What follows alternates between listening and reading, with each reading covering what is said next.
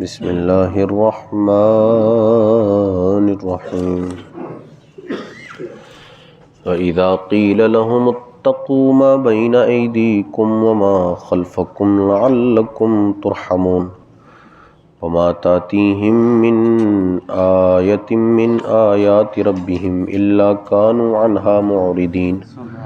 وَإِذَا قِيلَ لَهُمْ أَنْفِقُوا مِمَّا رَزَقَكُمُ اللَّهُ قَالَ الَّذِينَ كَفَرُوا لِلَّذِينَ آمَنُوا أَنُطْعِمُ مَن لَّوْ يَشَاءُ اللَّهُ أَطْعَمَهُ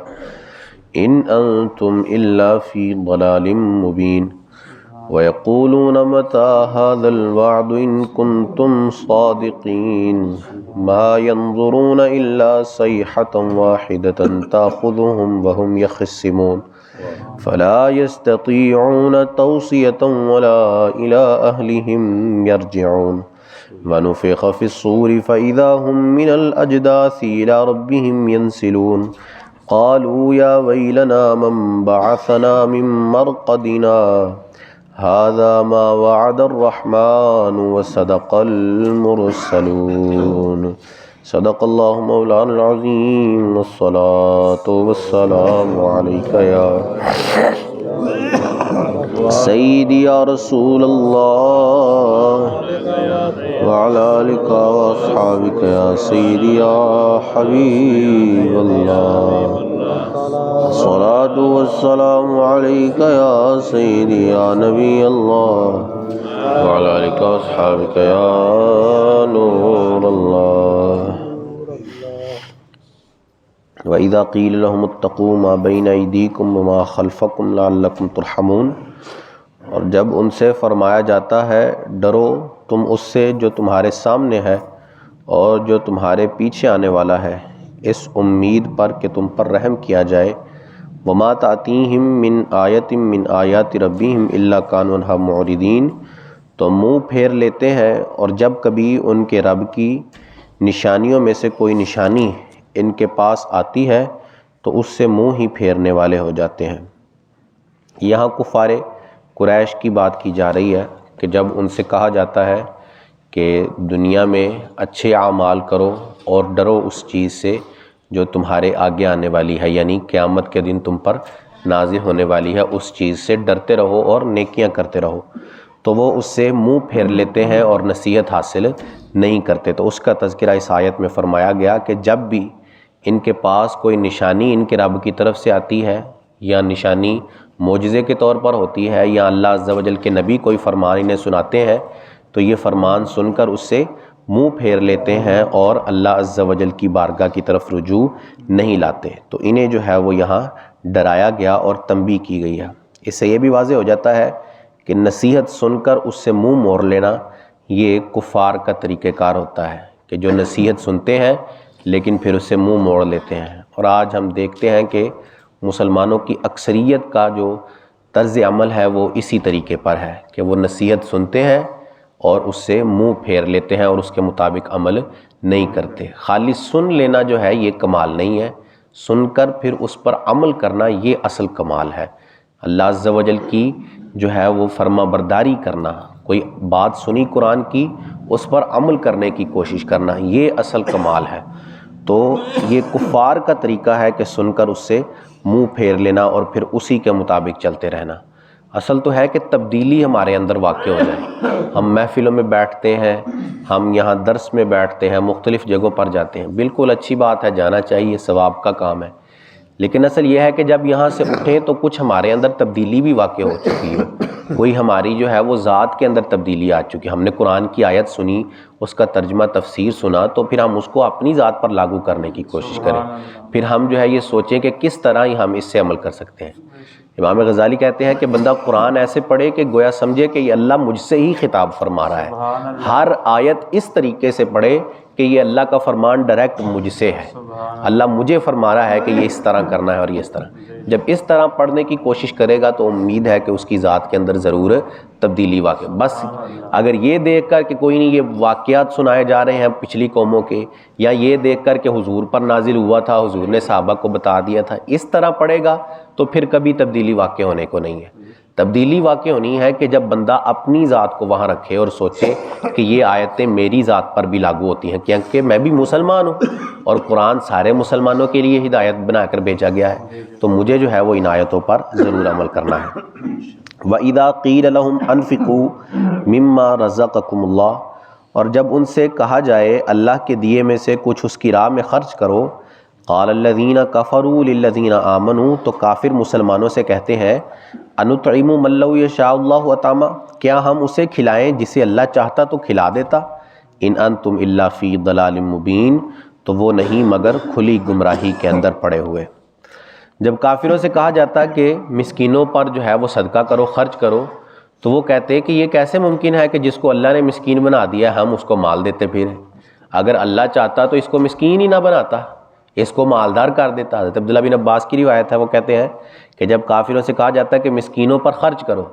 تو وہ کہتے ہیں کہ ہماری کیا جرت کہ جس کو اللہ نے مالدار نہیں بنایا تو ہم اس کو مال دیتے پھریں۔ اب ان کی یہ جو ہے وہ انتہا درجے کی جہالت ہے کہ مالدار ہونا یا مالدار نہ ہونا یہ اللہ کی طرف سے آزمائش ہوتی ہے۔ مالدار کو آزمائش اس طرح کی جاتی ہے کہ اللہ عز و جل دیکھتا ہے کہ یہ بخل کرتا ہے یا ہماری راہ میں خرچ کرتا ہے، اور کمزور کی آزمائش ایسے ہوتی ہے کہ یہ اپنی کمزوری پر صبر کرتا ہے یا وہ اویلا کرنے بیٹھ جاتا ہے۔ تو یہ دونوں آزمائشیں ہیں اللہ کی طرف سے۔ تو یہ کہنا جب ان سے کہا جائے صدقہ کرو تو وہ آگے سے کہتے ہیں کہ جس کو اللہ نے غریب کیا ہے تو ہم کیسے اس کو مال دے سکتے ہیں، ایسا ہو ہی نہیں سکتا۔ تو ان کی اس جہالت کا تذکرہ اس آیت کے اندر کیا گیا ہے کہ جب ان سے کہا جائے کہ خرچ کرو تو وہ کہتے ہیں کہ جس کو اللہ نے نہیں دیا تو ہم اس کو کیسے دے سکتے ہیں۔ تو یہ ساری چیزیں، مالداری بھی آزمائش ہے اور بندے کی غربت بھی بندے کے لیے آزمائش ہے، دونوں کے اندر جو ہے وہ کامیاب ہونا۔ مالداری آ جائے تو پھر صدقہ کرنا ہے، خرچ کرنا ہے رب کی بارگاہ میں، اور اگر مصیبت آ جائے، کوئی پریشانی آ جائے تو اس پر بے صبری نہیں دکھانی، اس پر صبر کرنا ہے۔ وہ جس نے مصیبت بھیجی ہے وہ اس مصیبت کو ختم کرنے پر بھی قادر ہے، جو یہ مصیبت ہم پر نازل فرما سکتا ہے، جو مال ہم سے واپس لے سکتا ہے، وہ اس چیز پر بھی قادر ہے کہ مال دوبارہ سے ہمیں واپس کر دے، ہماری مصیبت کو ختم کر دے۔ ایک بندہ جو اس نے ساری عمر جو ہے وہ مصیبتوں میں کاٹی ہے، کل بروز قیامت اس کو جنت کا ایک ہی جھونکا دیا جائے گا اور وہ کہے گا کہ میں نے کبھی کوئی مصیبت دیکھی ہی نہیں تھی، حالانکہ وہ ساری عمر مصیبتوں میں پڑا رہا۔ اور ایک بندہ جو ساری عمر آسائشوں کے اندر اور بڑے بہترین انداز سے زندگی گزار کے گیا، اس کو ایک جھونکا جہنم کا دیا جائے گا اور وہ کہے گا کہ میں نے کبھی آسانی دیکھی نہیں ہے، میں نے تو کبھی نہیں آسانی دیکھی، میں ہمیشہ سے مصیبتوں کے اندر ہوں۔ تو مالداری ہو تو بھی اس کی جو ہے وہ آزمائش کے اندر کامیاب ہونا ہے بندے کو، اور اگر غربت آ جائے تو بھی آزمائش کے اندر کامیاب ہونا ہے۔ جب کامیاب ہو جائے گا تو پھر اللہ عز و جل سے ضرور اپنا اجر حاصل کر لے گا۔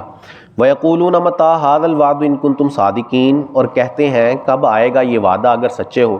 مَا يَنظُرُونَ إِلَّا صَيْحَةً وَاحِدَةً، راہ نہیں دیکھتے مگر ایک چیخ کی، کہ تَأْخُذُهُمْ وَهُمْ يَخِصِّمُونَ، انہیں آ لے گی جب وہ دنیا کے جھگڑے میں پھنسے ہوں گے۔ فَلَا يَسْتَطِيعُونَ تَوْصِيَةً، تو نہ وصیت کر سکیں گے، وَلَا إِلَىٰ أَهْلِهِمْ يَرْجِعُونَ، اور نہ اپنے گھر واپس پلٹ کر جائیں گے۔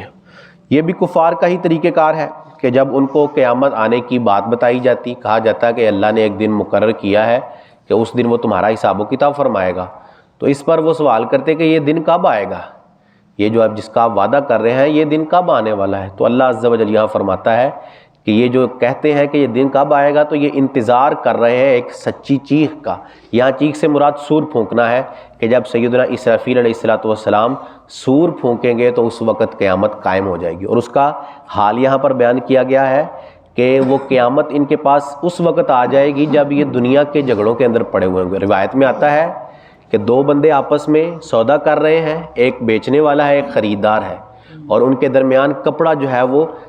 بچھا کر رکھا ہوا ہے اور اس کا سودا ہو رہا ہے۔ حضور نے فرمایا وہ سودا مکمل نہیں ہو پائے گا اور وہ کپڑا دوبارہ لپیٹا نہیں جا سکے گا کہ قیامت اس وقت آ جائے گی، اور یہ دنیا کے معاملات کے اندر پڑے ہوئے ہوں گے۔ کوئی گھر سے باہر نکلا ہوگا تو وہ واپس گھر جانے کی طاقت نہیں رکھے گا کہ قیامت اس کو آ کر پکڑ لے گی ادھر ہی، کوئی وصیت کرنے کی بھی طاقت نہیں رکھے گا کہ قیامت آ جائے گی۔ یہ طریقہ، یہ جو ہے وہ حال بیان کیا گیا ہے قیامت کا کہ وہ اچانک آئے گی۔ تو یہ بے وقوفی ہے کہ بندہ پوچھتا رہے کہ قیامت کب آئے گی، قیامت کب آئے گی، بلکہ عقل مندی یہ ہے کہ بندہ اس کی تیاری کرتا رہے، کیونکہ پتہ تو ہے کہ وہ ایک دن آنی ہی آنی ہے، انکار تو نہیں ہے، ایسا ہو ہی نہیں سکتا کہ وہ دن نہ آئے، وہ دن مقرر کردہ ہے، وہ دن اللہ نے مقرر کر دیا ہے اور وہ آنا ہی آنا ہے۔ جب پتہ ہے کہ وہ آنا ہے تو پھر بندہ ہر وقت اس کی تیاری کرتا رہے، ایسا نہ ہو کہ گناہوں میں پڑا ہو اور وہ قیامت اس کے سر پر آن پڑے، ایسا نہ ہو کہ وہ اللہ کی نافرمانی کر رہا ہو اور وہ قیامت اس کے سر پر آن پڑے، بلکہ یہ نیکیوں میں مشغول ہونا چاہیے۔ بندہ جب ہر وقت نیکی کرتا رہے گا تو ممکن ہے کہ جب قیامت آئے تو اس وقت بھی نیکی کے اندر ہی مشغول ہو، جب موت آنے والی ہو تو اس وقت بھی نیکی کے، ہر وقت جب نیکی کرتا رہے گا۔ لیکن جب ہر وقت گناہوں میں ہے اور پتہ بھی نہیں ہے کہ ٹائم کب ہے، کیونکہ ٹائم تو کسی کو نہیں پتا کہ کب آنا ہی ہے اس کا ٹائم، تو اگر وہ گناہوں کے اندر مشغول ہوا تو اس کی حالت کیا ہوگی؟ وہ گناہوں کی حالت میں اپنے رب کی بارگاہ میں ملے گا جا کر۔ تو اگر وہ ہر وقت توبہ کرتا رہے، اپنے رب کی بارگاہ میں نیکیاں کرتا رہے، تو ضرور جو ہے وہ اس کی بخشش کر دی جائے گی۔ حدیث پاک میں ہے ایک بندہ پہلی قوموں میں اس نے 99 قتل کیے تھے، اور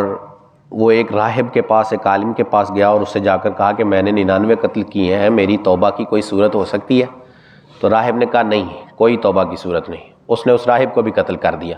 اس طرح 100 قتل اس کے پورے ہو گئے۔ وہ ایک اور عالم دین کے پاس گیا تو اس عالم نے کہا